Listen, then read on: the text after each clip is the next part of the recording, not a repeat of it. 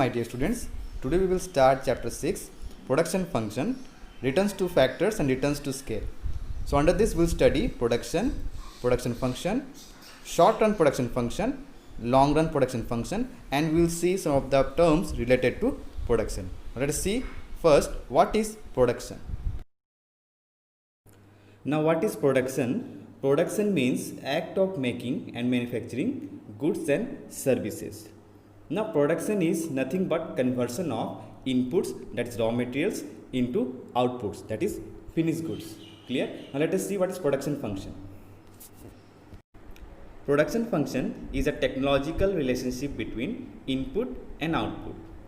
If we assume that a firm produces only one product using only two inputs, that is capital, we denote capital by K, and labor, that is L, then the production function of the firm can be written as Q equal to F of L and K. So this is production function. Now production functions are of two types, short run and long run.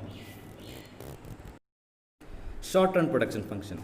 A production function is said to be short run production function if there is at least one fixed factors in the process of production. Okay. Now Q equal to F, L and K. Now K, a bar is written on K, means it is fixed. We cannot change capital, that is machineries, and we can change labor, that is labors can be variable with the production. So one factor is variable and one factor is fixed in short run production function.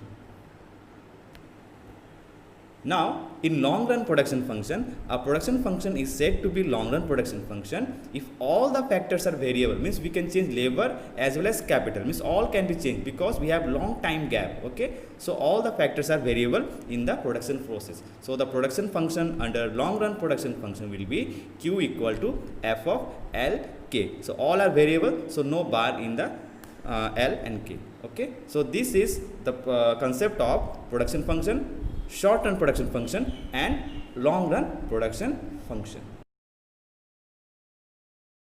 Now let us see some of the basic concepts of production.